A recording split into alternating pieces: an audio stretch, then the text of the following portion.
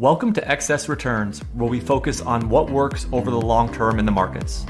Join us as we talk about the strategies and tactics that can help you become a better long-term investor. Justin Carbonell and Jack Forehand are principals at Validia Capital Management. The opinions expressed in this podcast do not necessarily reflect the opinions of Validia Capital. No information on this podcast should be construed as investment advice. Securities discussed in the podcast may be holdings of clients of Validia Capital. Hey guys, this is Justin. In this episode of Excess Returns, Jack and I do a Show Us Your Portfolio with our good friend Cullen Roche, founder of Orcam Financial Group and of Discipline Funds. In the discussion, we get valuable insights into how Cullen approaches the management of his personal portfolio and the strategies he uses to invest and compound his wealth over time. As always, thank you for listening. Please enjoy this discussion with Cullen Roche. Hi, Cullen. Thank you very much for joining us today. Hey guys, how are you doing? Good. We usually have you on to talk macro related stuff. So you've come on, talked about the Fed, talked about inflation with you. And, usually it's like top down type of discussion around the economy and sort of the inner workings of the economy. And those discussions have been great. I know Jack and I have learned a tremendous amount from those, but we're going to go a little bit different with you today. And we appreciate this. We're going to kind of come from the bottom up, and we're going to talk about how you view and manage your own personal portfolio and your assets, and sort of how you think about this from a philosophical standpoint. And then we'll sort of get into the actual portfolio and the process and the way that you think about, long-term managing your own money and how you go about doing that. I know you work with a lot of investors day to day and do this and, build investment strategies, but it's always fun and nice to hear a professional that has experience, that maybe thinks about things differently, and how you go about managing your portfolio. So really appreciate you kind of coming on and sharing these details with us. Yeah, you bet. My portfolio is probably pretty boring compared to most people. So we'll try to sec this up as much as we can. Well, boring doesn't always mean bad, but sometimes boring can be really good over time. So yeah.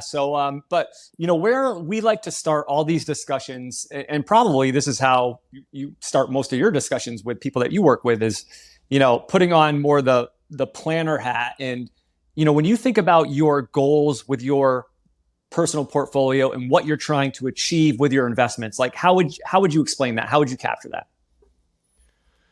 Yeah, I think starting from a real financial planning foundation, I think the key question for everybody is understanding, like Ken French said, that risk is uncertainty of consumption.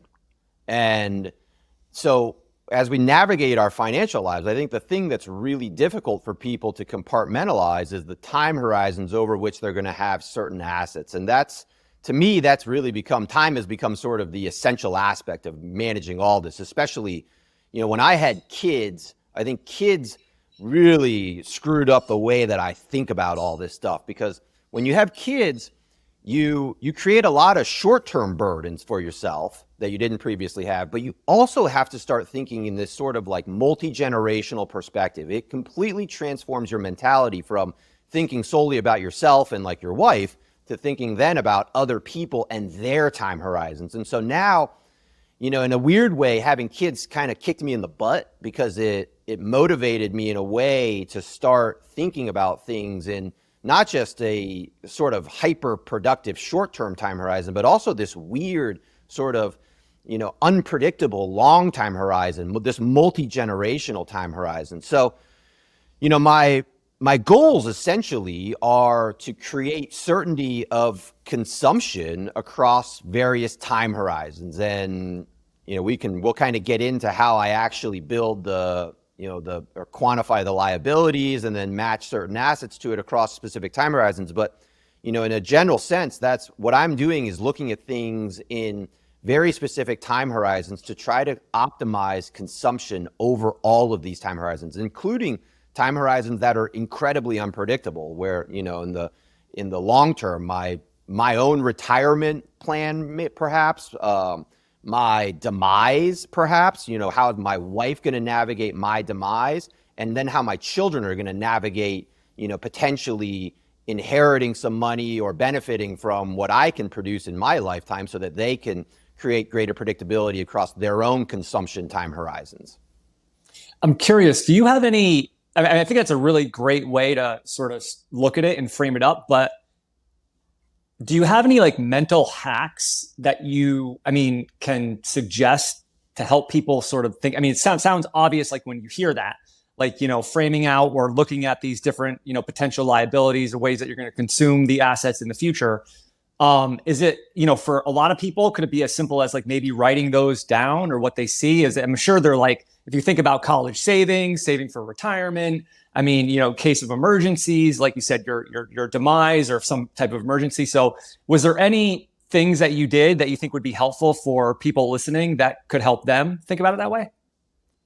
Yeah, I mean, I think that a lot of people work on an asset allocation. What I would argue is sort of they kind of back into it in terms of they try to build the optimal, I think, collection of asset classes that will work together. This is kind of the traditional modern portfolio theory or mean variance optimization approach, where you take the assets that will, diversify a portfolio in the optimal way to generate the optimal risk or return per unit of risk, basically. And that's a fine approach. But I think for a lot of people, what that can do is it can create this sort of asset liability mismatch in their financial plan where, yeah, they have this theoretical optimal portfolio of collection of assets, but they may have created a mismatch relative to what their actual expenses are over time, what their actual consumption needs over time are. So I typically try to work at it from actually the opposite way. I start with calculating the liabilities that we can quantify. So, looking at things like, what are my monthly expenses? What are my annual expenses likely to be? And then trying to predict out, what are my expenses likely to be across predictable time horizons. So inside of like 2 to 3 years, you can predict if you need a house down payment inside of the next 5 years, or your kids are going to college at a certain period. Like these things are at least somewhat predictable, and you can start to kind of quantify these things over either monthly or annual time periods, where then you can start to actually match the assets from based on the liability. So you're working at all this backwards, basically, from like the way that a lot of us traditionally think of asset allocation, where you're actually starting with, okay, what are the simple, most boring cash-like instruments that are going to give me certainty to be able to consume what I need to over certain short time horizons?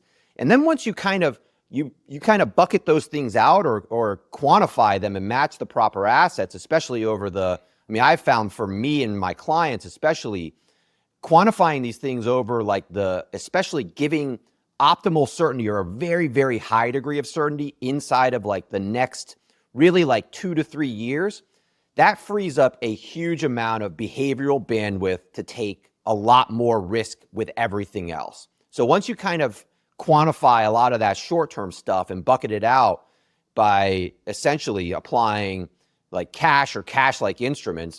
Today, a lot of your short-term instruments can just be T-bills, essentially, that you're just rolling perpetually at 5.5%. That gives you so much certainty of your consumption across that part of your asset allocation that you can then, kind of go buck wild in terms of thinking about, okay, the stock market now will fill a lot of my longer term time horizons. And I've got so much upfront certainty in the short term stuff here that, that asset allocation, that part of my asset allocation, I can just sort of behaviorally compartmentalize and forget about. Just one more question before I hand it over to Jack here. We all have children. Our kids are different ages.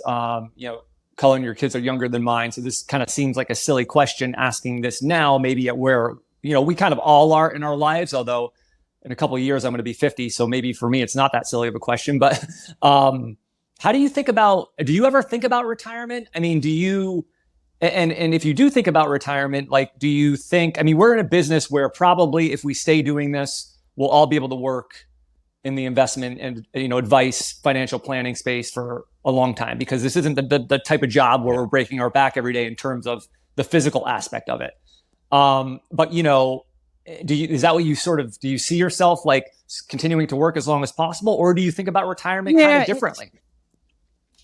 It is easy for people in the financial services industry, I think, to say, oh, we'll never retire, because we perform a job that a lot of people actually try to start doing when they retire. A lot of people who retire will then get very, very interested in their finances, want to take on more of a DIY approach, which is totally understandable. But I don't know. I do think in general, I'm generalizing to a large degree about all this, but I've never loved the idea, and I always wanted to be an entrepreneur. I always wanted to earn my own income, control my own income, in large part because I never loved the idea of the traditional work environment where you trade 40 years of your youth essentially working hard for a corporation in exchange for, say, like 20, maybe 30 years of being old and fragile when you're retired. I never loved that concept, but I feel like the older I've gotten, the more I've also realized that I really value working for people. Like I really value, I get an enormous amount of just value out of producing things for other people and feeling productive. I think that gives me a purpose that, keeps me interested and motivated to continue living. And I think, that's actually something that I see with a lot of retirees that, they'll retire at 65 and they really struggle, especially with that like first 5 years of retirement, because to some degree they've sort of given up their purpose and they have to sort of, I think, find another purpose again in life. And, a lot of people have no trouble doing that, but I've seen people struggle with it. And I think that's one thing to keep in mind, especially as people think about and navigate retirement, is that, yeah, you want to retire, but you also don't want to give up your purpose in life and feeling like you have a purpose here. And I think that a lot of people, I think, would benefit from transitioning either, if you have sort of a traditional 9 to 5, as you get into retirement, you do want to think about transitioning into something where you maybe still have a purpose. Maybe you're working part-time, maybe you're doing charitable work, whatever it is. I think people should not give up on the idea that they can work when they're older, that they can still, despite being old, you can still add value to other people's lives and feel like you really have a purpose. And so I think the traditional sort of retirement view is, somewhat flawed in that sense, in that it leads people to sort of give up their purpose at a specific time period in life. And I think people should sort of reconsider that in the sense that you can technically, retire, but you can also continue doing things that are meaningful and purposeful that, either earn you an income or help other people in a way that, give you a sense of purpose as you get older. Yeah, I think you've touched on like what one of the biggest mistakes people make is, which is everybody spends all this time planning the money part of retirement. They do all the math and have 4% rule or whatever they're going to do, and everything's set up. And then it's like day one of retirement. All right, what do I do now? And the biggest part, probably the part that'll contribute the most to your happiness, is not like dealt with at all. And people like there's only so much golf you can play. I mean, unless you're really into golf. So I think that's right. I mean, I think that people would be served well by spending a lot more time on that part of it. Totally. And it's a double-edged sword too, because a lot of people retire and they don't have that sense of purpose. And then they get really interested, especially in their finances. And they start, like, I know retirees who they look at their portfolio, all day because they just don't have a lot of other things keeping them busy. And that, in a weird way, especially with finances, is almost really counterproductive in a lot of ways, because then you start, you not only have all the uncertainty of retirement and the lack of income, and you're now living off of this nest egg, but you're now starting to think about that nest egg in a way that is somewhat counterproductive, because you're starting to think about it in super, super short time horizons that often create sort of conflicts of interest inside of your own portfolio. Before we talk about your portfolio, I just want to ask you about macro quick, because I've probably learned more from you on the macro side than maybe anyone else. And, there seem to be different schools of thought on this idea of macro. Like some people think, whether you're trying to predict anything in the macro world, you need to keep that away from your portfolio. You shouldn't be doing anything with that. And other people think, when we get in a time like we're in now, like a time of high inflation, you need to be making changes here. If you think inflation is going to be above average, you need to be making changes to your portfolio. Like, how do you think about that connection between macro and how you build your portfolio? Yeah, it's hard. There's a lot of, I think, bad narratives about macro. I think a lot of people will look at macro investing and think that they're going to become like George Soros. Like, you're going to start trading foreign currency and make all this money in the short term. And to me, that's not really the value of understanding macro at all. The value of macro is understanding all these big picture concepts that actually teach you that doing things like that in the aggregate are usually detrimental. And so that's to me, that's always been the biggest lesson in macro, is understanding these top down, positions that teach you really a foundational starting point for understanding how the world works. Like, I mean, when I talk about portfolio construction, I usually like to start with the global financial asset portfolio, which is essentially it's the portfolio of all the world's outstanding assets. And if you were an efficient market theorist,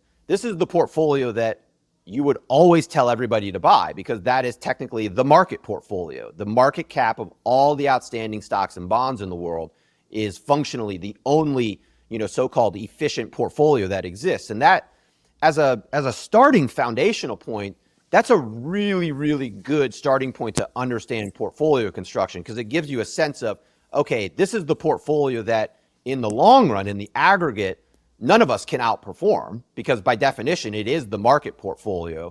And understanding, not only that asset allocation, but also things like, the more we trade that portfolio, the more taxes and fees we churn up, which means the lower our returns are. And so I think a lot of people get into macro investing kind of thinking of that George Soros thing. And the real lesson of it is more of like or the real conclusion from it is actually more of like a Vanguard style approach. I think that, if you like, I would argue that everything Vanguard does, or a lot of what Vanguard does, is just top-down macro investing. They're buying big, boring market cap weighted indices.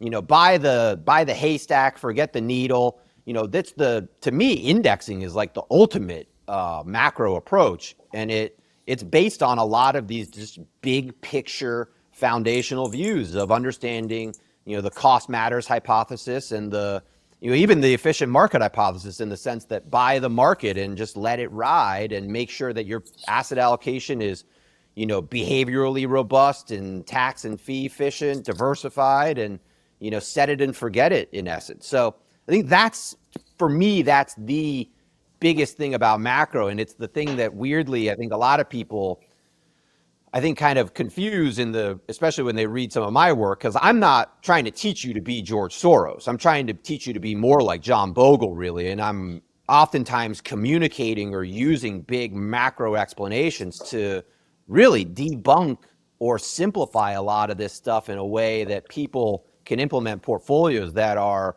really more, I think, macro based, but also simple. I guess I'm gonna have to shut down my foreign currency trading account now.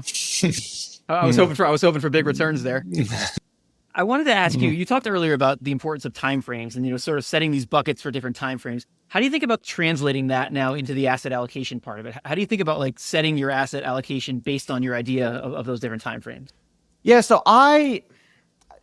we talked about this briefly before we got on here. And, I wrote this paper called All Duration Investing last year. And the goal of that approach really was to build an understanding of asset allocation that really is very similar to the way that most fixed income investors think of things, especially the way that fixed income investors build bond ladders. Because the beauty, I think, of building something like a bond ladder or understanding bonds in a sort of really simplistic way is that you understand the time horizon of the instrument specifically. So, for instance, when you buy a 3-month treasury bill, you know all the information you need to know about that instrument. And the key aspect of that is actually that you know the time horizon. And I think this is the thing that makes investing so hard in general, that we don't know the time horizon of our liabilities going out really far. We also don't know what the time horizon of the stock market is. We don't even know what the time horizon of certain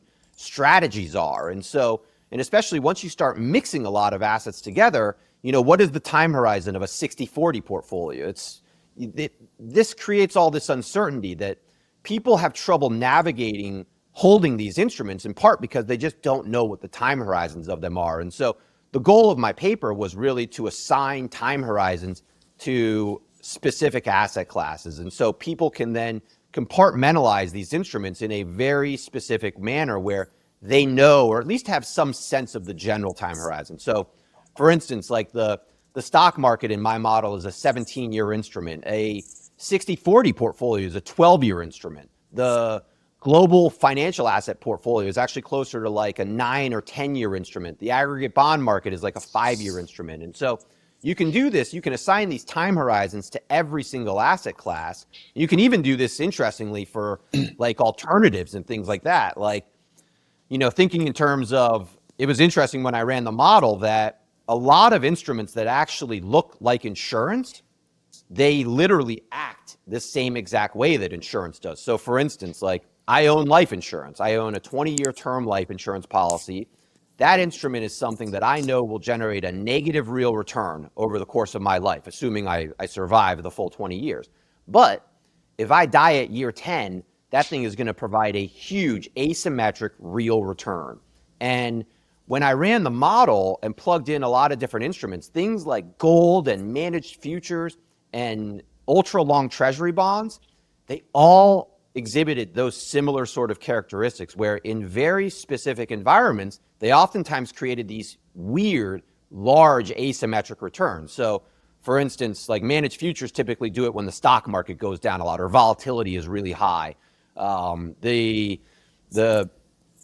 situation with like treasury bonds is typically that during a deflation or really rapidly falling interest rates, long treasury bonds provide this sort of really big asymmetric insurance-like hedge. And so, you can block out all these instruments though across specific time horizons to then begin to think of them in a proper asset allocation sense, where you're then matching the assets with specific liabilities and specific time horizons, really, to give you just more certainty across all of those time horizons.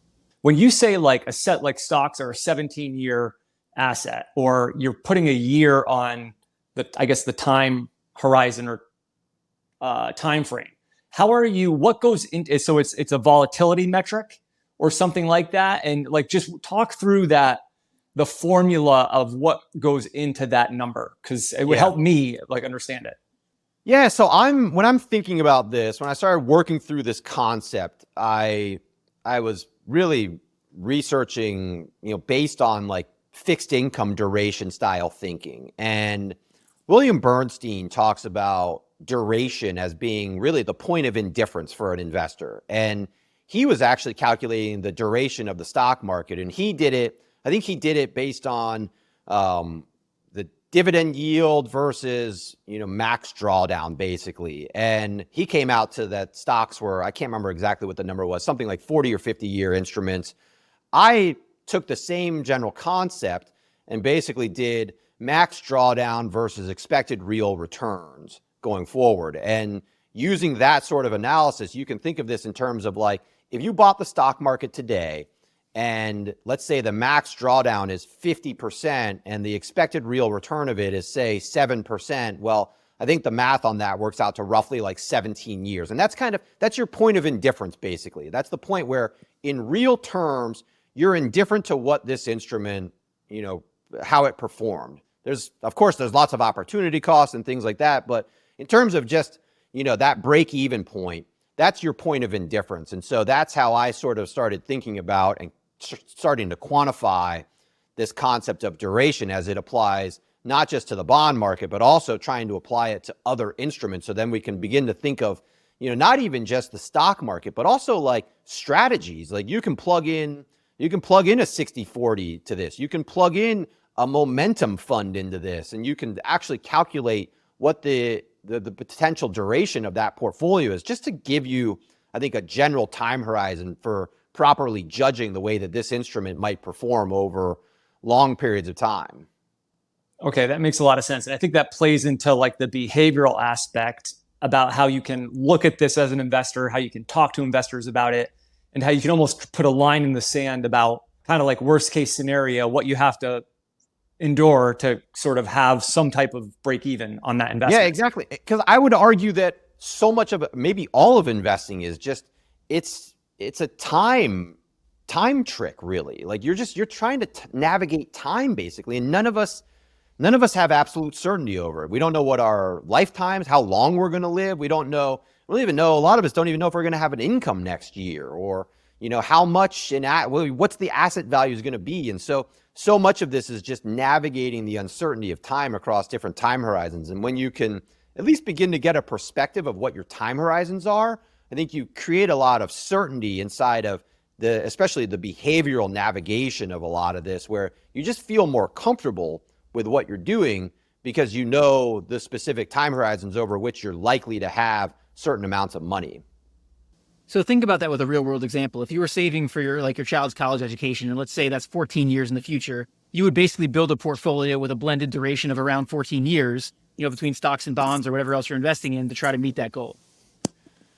Yeah, you could even argue that 14 years is close enough to that 17-year time period where you could be 100% equities. And then as you get closer to that time period, you should correspondingly reduce the time horizon. So for instance, if your kid is going to college next year and you've owned a 529 for 20 years, let's say, your kid's going to college next year, I would definitely argue that portfolio should not be 100% equities, because that's going to give, it's going to create a huge amount of potential principal risk inside of the 1 year time period when you actually need that. So that's a good situation for even something like a target date fund. Is probably it provides the right type of glide path there where you can actually, you're rebalancing the portfolio in a way where, and this is one of the big benefits of rebalancing, is that rebalancing isn't just a behavioral tool. It's a duration control tool is really what it is. Because what rebalancing does is it reduces the average duration of a portfolio in large part by reducing the amount of equity risk you have there. Because the larger and larger the equity component in your portfolio gets, the longer the duration of your portfolio becomes by definition. And when you rebalance a portfolio, whether it's back to a fixed weight or if you're using a target dates fund glide path approach, you're actually reducing the duration of the portfolio in essence because you're just boosting the amount of bonds into the portfolio across time. At a high level, what asset classes do you use in your portfolio? I mean, are you primarily just a stocks and bonds guy, or do you do other stuff on the liquid side? We do use other stuff sometimes. I defer towards keep it simple. So I don't typically think that people need a lot more than stocks and bonds. People like having insurance, and I think that insurance is sort of an interesting topic for traditional portfolio construction, because how much insurance do you need on a portfolio? Are bonds enough insurance? Typically I would say no, but I think the key to that actually is understanding that insurance provides you with very short-term real consumption predictions that are high probability. And what that means basically is that if cash, for instance, is generating a real return, I would argue that cash is actually probably one of the best insurance instruments you can own. So for instance, in this environment, I would argue that cash, buying short-term T-bills that are yielding 5.5%, they're generating a real return now. They're giving you all the insurance in your portfolio that you probably need over the short term, essentially. And so, you can layer in other types of insurance, but I would argue that the strongest argument for these alternative types of insurance in a portfolio are probably environments where cash just is an insufficient insurance instrument. So, for instance, I think the period from, basically the zero interest rate environment, that forced people into other instruments because cash was an insufficient return generating instrument that didn't provide you with really any insurance. And so I think that in that sort of an environment, you can get forced into owning other instruments that are better insurance hedges. But in an environment like this where cash is generating a real return, I would argue that cash is probably the best type of insurance that you can build around a stock and bond allocation. How do you think about your bond allocation? I mean, do you use index funds, broad bond market index funds, or do you think about targeting into certain areas of the bond market? How do you think about that? Yeah, I like to target certain instruments, and I mean, especially in this environment, we're using the word bonds a little loosely. It's all fixed income to me, all the bond-like instruments in that part of the world. And so in today's specific environment, like T-bills, I mean, I hate when I see that people own like a money market fund even, or CDs, or, leaving money in the bank is the absolute worst, because what are T-bills? T-bills are functionally, when you go out and buy individual T-bills, you're going out and buying what is essentially a customized money market fund. There's no extra fees on that thing. It's actually generally more tax efficient than a money market fund is, or a CD. And you're probably generating a better total return from it, because the yield on a T-bill is almost always higher than the return on a money market fund, or even a CD in most cases. High yield savings accounts. I always laugh at these high yield savings accounts advertisements that I see, because they'll say like, oh, the so-and-so high yield savings account now yields 4.5%. And I think to myself, well, treasury bills yield 5.5%. Like, you're functionally paying a 1% fee to own this high yield instrument. And so, in that sense, I like to go in and actually be more hands-on. I'm very, almost counterintuitively, I'm very hyperactive with my cash, very hands-on, always rolling it over, active in a way that most people think that cash probably isn't active. And I'm very sort of hands-off with my longer duration stuff. So I'm very hands-off with the equity stuff, but very hands-on with the bonds. And so, in terms of a broader bond allocation, I think you're probably fine owning.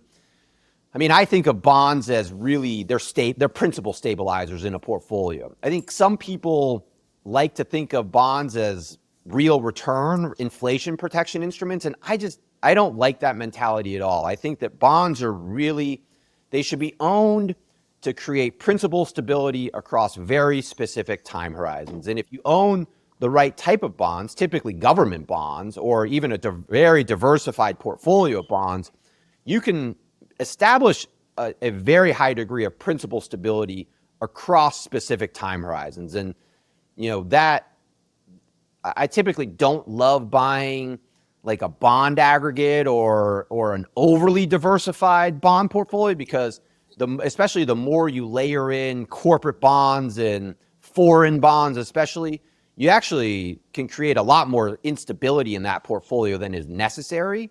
And especially the longer out you get on the yield curve, you can create a lot of principal stability inside of that portfolio. And so you have to, I think, keep things closer to probably high quality and shorter duration, but inside of time periods where you can create a pretty high level of predictability. How about equity? Since you're hands off, I mean, are you primarily an index fund type guy? Do you use factors, use active strategies? What do you do there?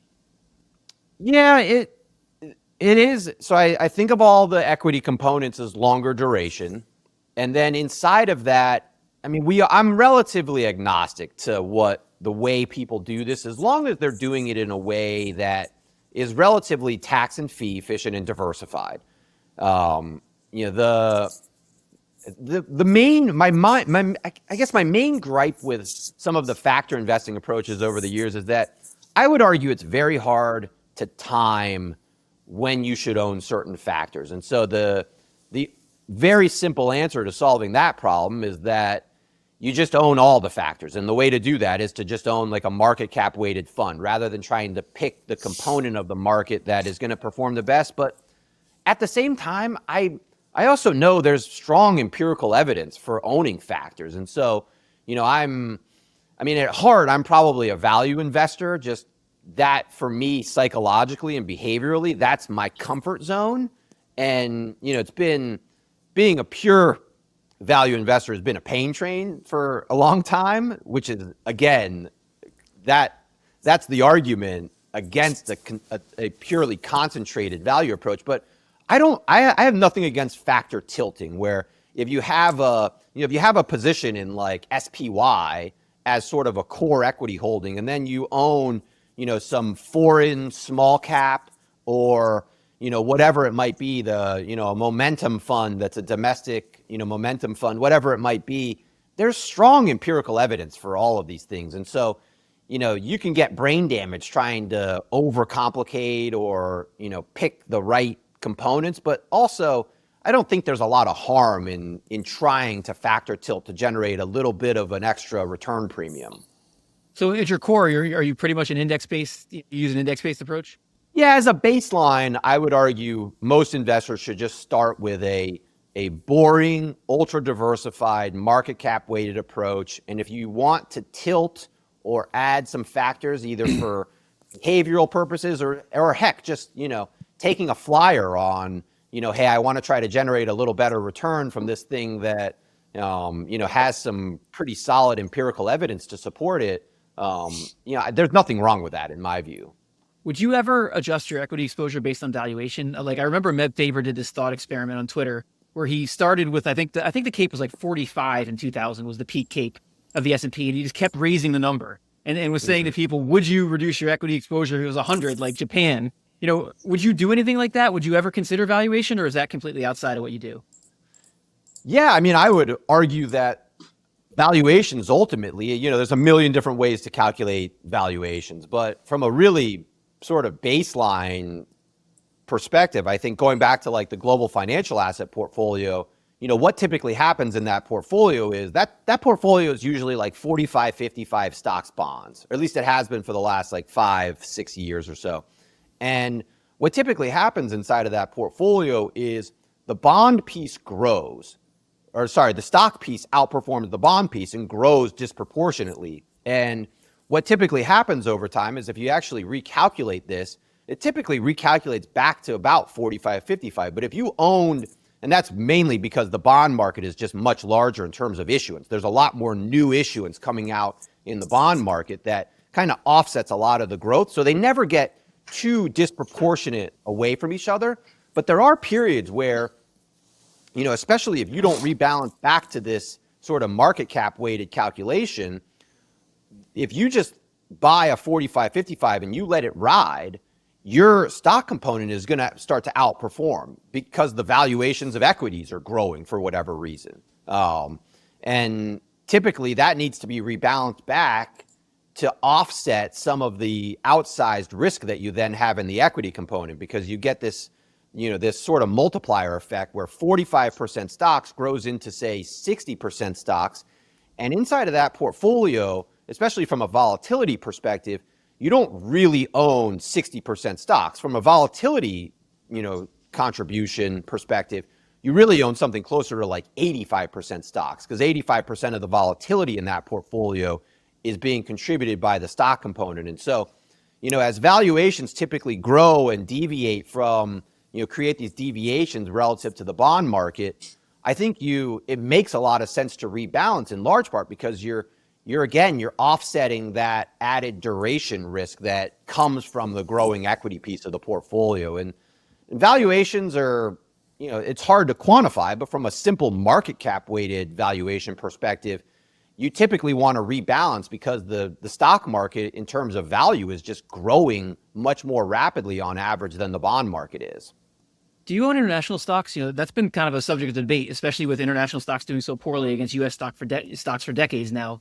You have the Jack Bogle type view that you get everything you need in the U.S. You don't really need any international stocks. And then you've got the people in my world that look at all the data and say, you're actually getting a lot of benefit from international stocks. Like, how do you think about that? Do you own international stocks? Yeah, I fall into your camp on this. It's one of the few things I think that Bogle got really wrong across his life was that, yes, there is a large contribution, especially from a revenue perspective, if you just own something like the S&P 500.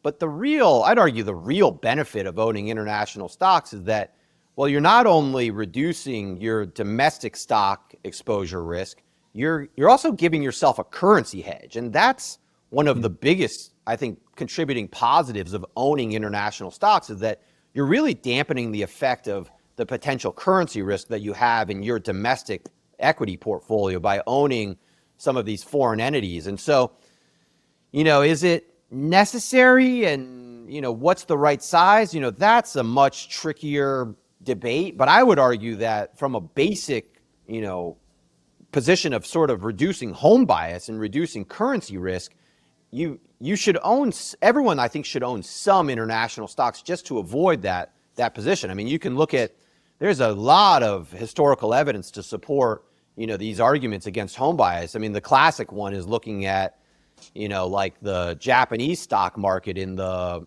early 1990s, really that whole 20-year period, that the Japanese equity investor who owned say US stocks, diversified massively outside of the topics or the any of the large, Japanese indices, they insulated themselves from a lot of domestic risk. And yeah, I think it's easy to look at the United States and say, oh, well, our economy's so big and so strong, like we're not going to turn into Japan, or we're not going to turn into, we're not a failing empire like the UK was back in the early 1900s, like, or the early 1800s, whatever it was, but I think that's like poor risk management in essence, in the sense that we, especially coming out of COVID, I think one of the big lessons from COVID is anything can happen. I mean, nobody predicted global pandemic that was going to like shut down the global economy for a year.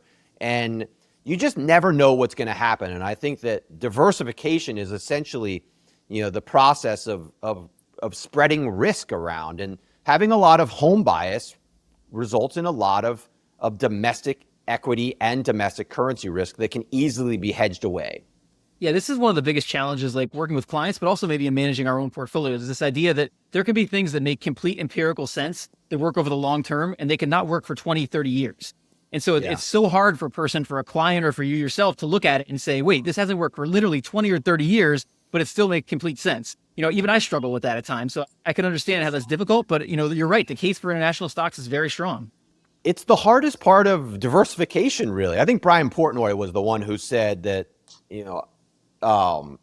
diversification is learning to hate some part of your portfolio all the time. And that's so true. But at the same time, looking at those parts of your portfolio that you hate it's a behavioral mind trip, because especially when those parts of the portfolio will underperform for several years, you then start getting into that mentality of, I've got to fix this. This part of my portfolio is broken. But actually, the reason diversification works is because some part of your portfolio looks broken in the short term. Always. I mean, if all of your portfolio looks like it's doing all the same stuff, it's all performing just, in a nice linear, line all the time, something's wrong, or you're invested with Bernie Madoff. Just one more for me before I hand it back to Justin. I want to ask you about illiquid stuff. Do you do anything in the startup space, venture capital, private equity, angel investing? You do anything like that? Yeah, I mean, well, my personal situation is strange, because my company is essentially, like, I think of my company as a startup. My company is essentially a private equity position. It's the largest allocation I have in my portfolio. And I think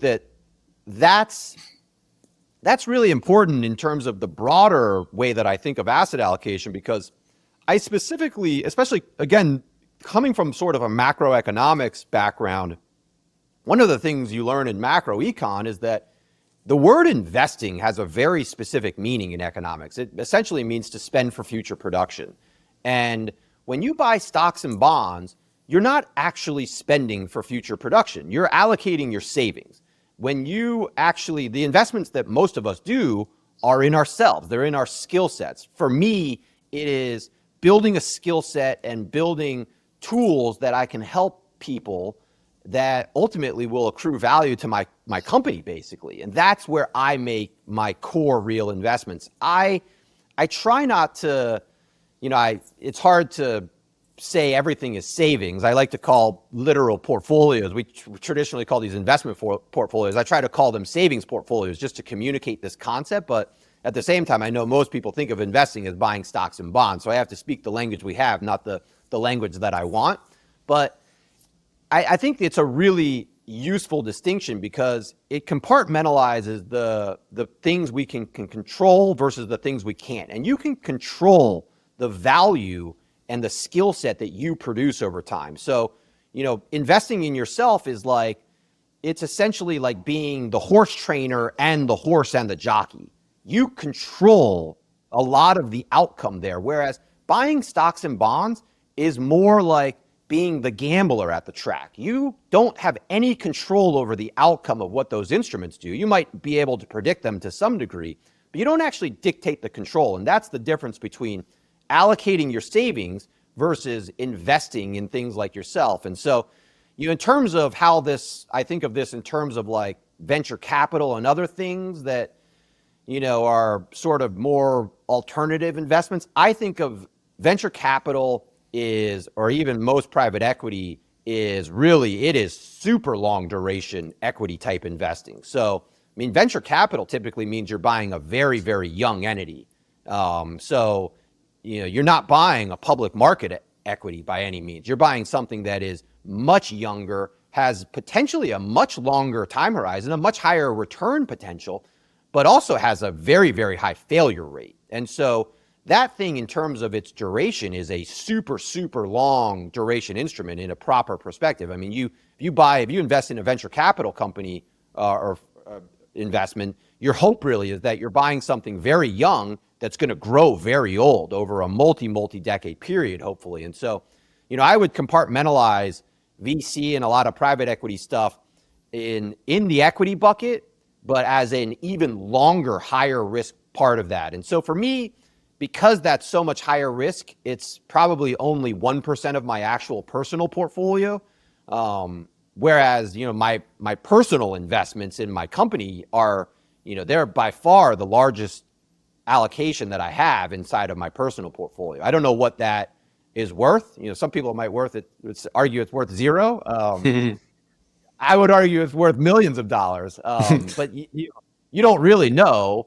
And but in any sense, I mean, even thinking of I like to think of my income as a fixed income component, actually, where I'm earning a fixed income based on the flows from this asset value that I have that are sort of unknown. But you can at least look at the flows from the income stream and say, okay, hey, I kind of know at least what the valuation of this thing is. And so that's by far my biggest investment is my investment in my own personal sort of private equity or fixed income like component of my portfolio. On the net worth spreadsheet, you're like value of firm. Okay, I'm going to add 3 more zeros to that. 3 more zeros to the back end of that one. That's the Bernie. That's the Bernie Madoff approach, right? Oh yeah, I just fill in the spreadsheet. But all right, that's cool. I'm curious. Did you ever do anything with crypto? Get involved in crypto? Did you ever sort of explore it? And maybe just to tack onto that, when new assets like that and new potential opportunities come onto the horizon, would you say you're an early adapter, a late adapter, like a skeptic and stuff like that? How do you sort of view those types of things?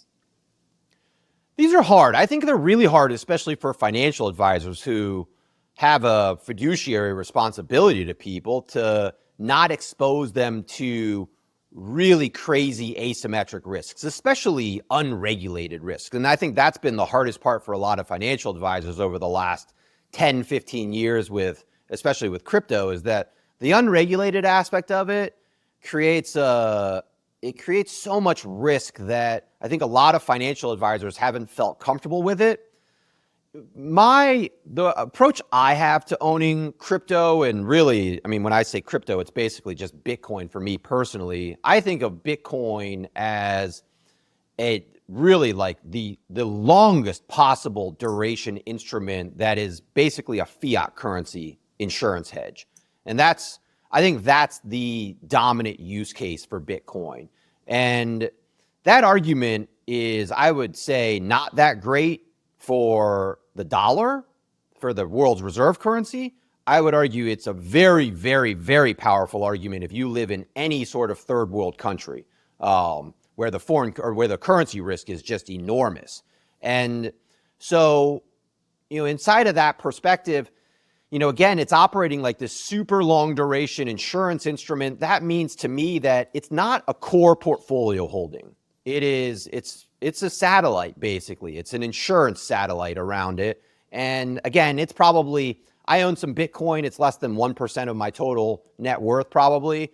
But I've dabbled in, I think it's important to learn about this stuff. So I've dabbled in a lot of cryptocurrencies, and I've, lost some money and done some stupid things. I think I owned Bitcoin at like $1,000 probably 10 years ago. And I think I sold it at like $900.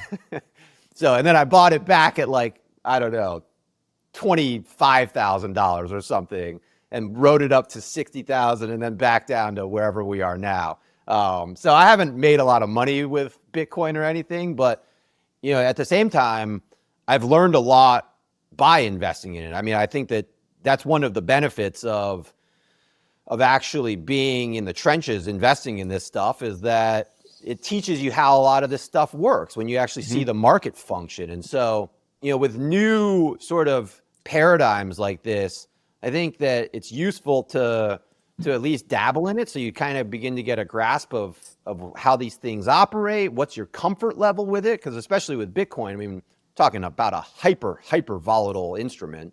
So, but in terms of, the way that I like to compartmentalize it, I do think it's best thought of as a satellite sort of insurance instrument that is potentially a hedge against the demise of fiat currency, or even, you could even argue it's just an inflation hedge, really, that, it should perform well over longer term periods when inflation is high or even moderately high. And that gives you another sort of asymmetric hedge. But, do I think of it in terms of an essential piece of a portfolio?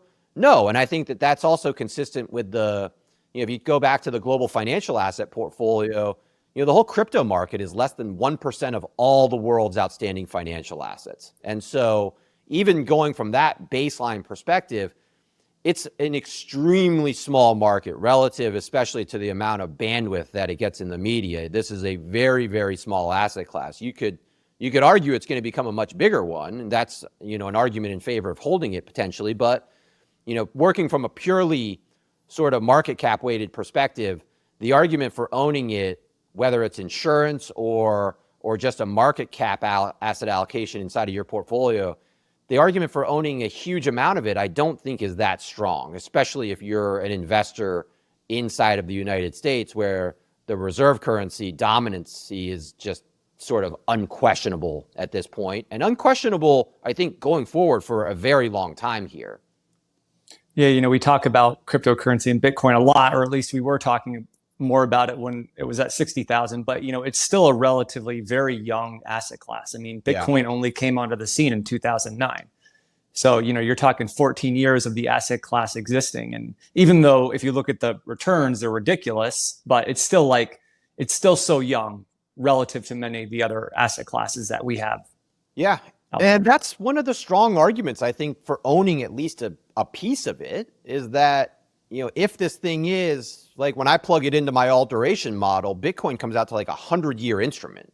So, working from that perspective, I mean, you can build a really strong argument that over a 100-year time period, this thing is potentially going to be a really, really high real return generating type of instrument. But at the same time, most of us don't have 100 years, and that thing is so volatile that it will create so much turbulence inside of your portfolio in the short term that I think by definition you need offsets. You need large offsets for it in the rest of your portfolio. You almost need to diversify with lots of these other boring things, because Bitcoin is like too exciting, both on the upside and the downside.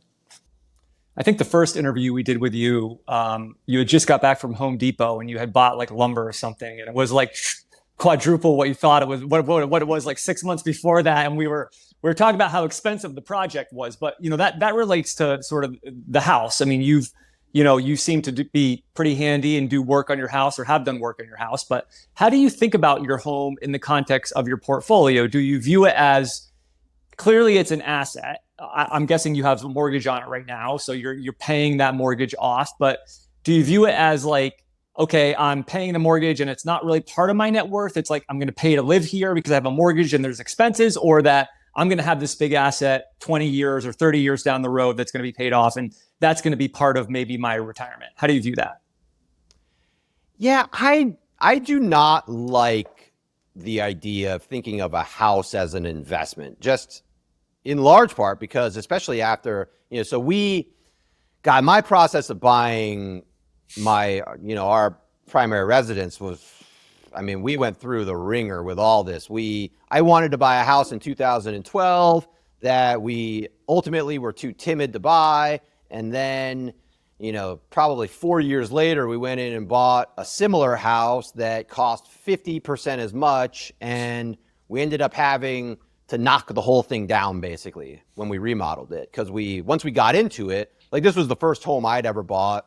And I really had no idea what I was getting myself into. When it's funny because before that I'd written a book, my book, Pragmatic Capitalism. And in that book, I'd written an entire chapter about a house is a bad investment. Like your real return after you calculate for all the taxes and the fees and the maintenance, you will not make money on that thing, or at least you won't make a really high return like a lot of people think. Like I think a lot of people buy a house, they remember the purchase number and they remember the sale number, and they say, oh, I bought this house in 1965 for $50,000, and then I sold it in 2020 for, $400,000. And it's like, well, how many times did, XYZ break in the house? What were your taxes and fees along the way? And now that's the thing, is that a house it's an asset that, yes, it will very likely generate high real returns over the long term.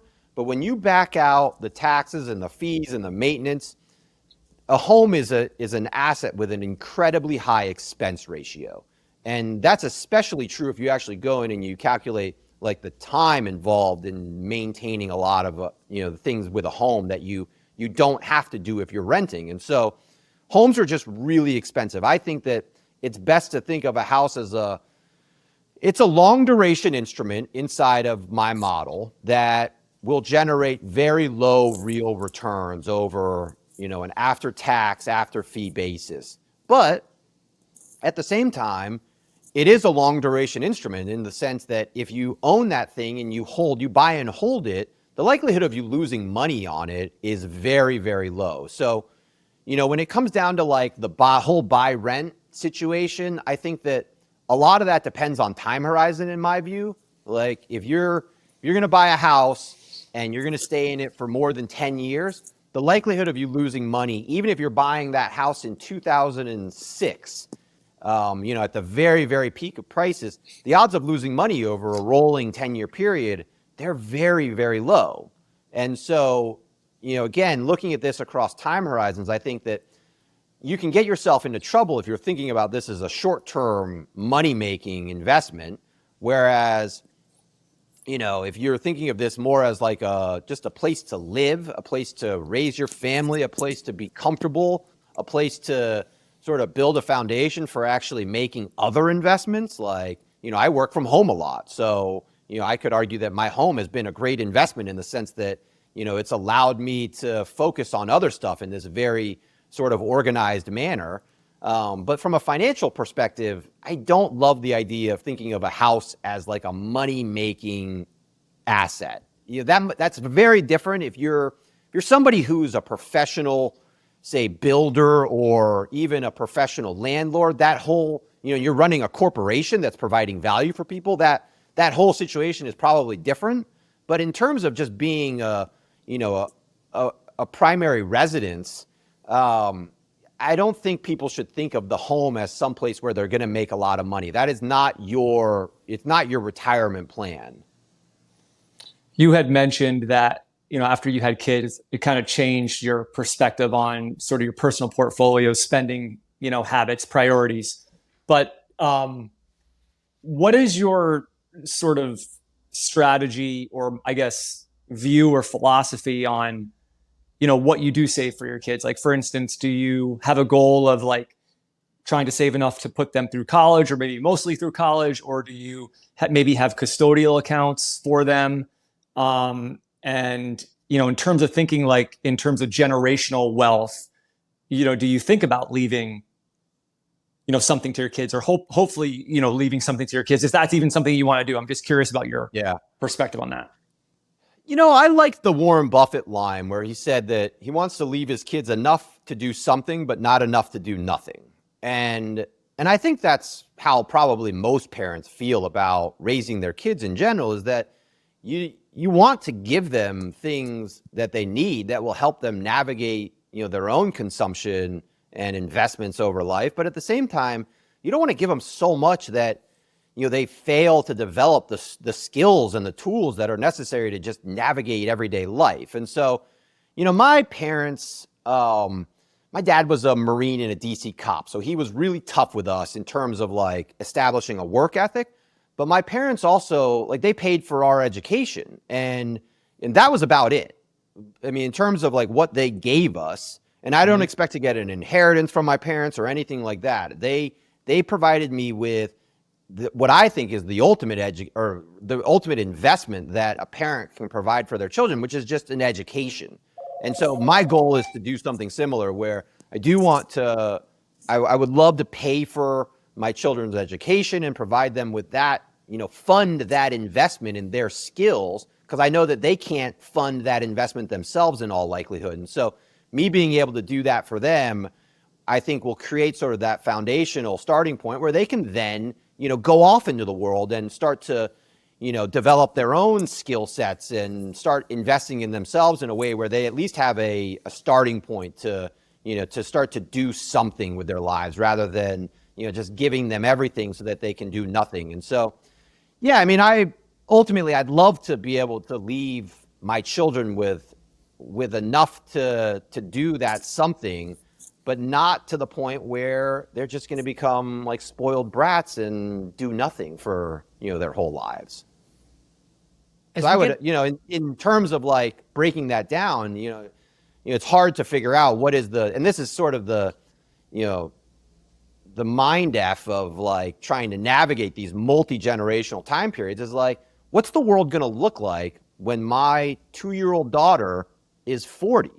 I have no idea. And so I am in this weirdly like hyper productive mode of my life right now, where I do actually want to try to optimize my own income and my own assets, just so that I can help my children potentially navigate all the uncertainty of what the world is going to look like over the course of the next 40 years, without just giving them, the world on a silver platter.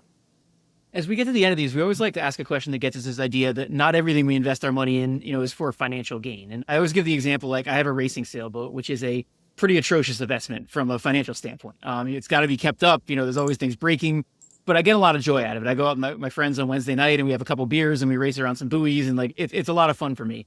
I'm just wondering if there's anything like that in your life, anything that may not be the greatest financial investment, but that you find like a lot of value in. Yeah, I did the boat thing. Oh, you did? I left it in the water. I left it in the water. It was a center console fisher boat. It was awesome, and I got really good at deep sea fishing. And then one day after winter, I went down there and I turned on the engine. I pushed off and I started turning the steering wheel, and the steering column wire I don't know if it had frozen or what had happened over the course of winter, but it broke. It broke as soon as I started turning the wheel. And I'm solo, and I had to jump out of the water. This is a 21-foot, center console fisher. It was a, deep hull boat. This thing weighed a ton, and I had to jump out of the water and push the boat to shore swimming. And I got home and had a guy replace it, and I put it on for sale the next day. That's the one advantage we do have with those of us that have sailboats, is we do have another option if the engine fails. So we at least have a way to get in. Yeah, so that was my adventure with boats. But I mean, there's lots of things that are so subjective. Like for me, like I waste a ton of time. I mean, I own chickens and I waste a ton of time now gardening. And I'm like I'm growing pumpkins right now for Halloween, and I've grown them from seed, and I sit there and like watch these things grow basically, and I'm watering them and fertilizing. I spend so much time, in the garden, or just like, maintaining, my chickens and yard, that I kind of know like it's all financially counterproductive. I'm not gonna, it would be so much easier for me to just wait until October and then go buy a $5 pumpkin, rather than every day watering these things and, helping manicure them and grow them. Like it's a stupid return on investment.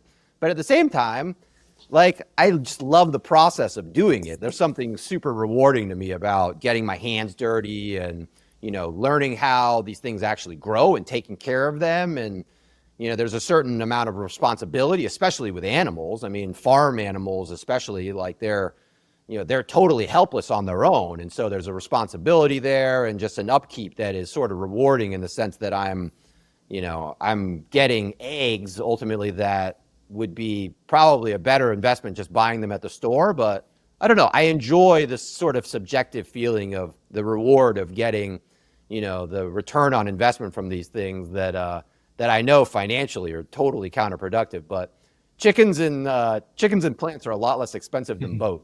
It's funny. Like I never understood my dad. Like when he would get so much joy when I was a kid, like being out in the yard and getting everything perfect. And then like now it shows how old I am now. Like now I love it.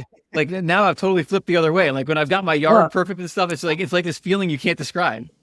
I think half of it is that it's just a really, really good excuse to get away and get alone for like 30 minutes. And you just have total peace and quiet to just let your brain wander about whatever it is that's going on in the world without like having anybody else distract you or scream in your ear.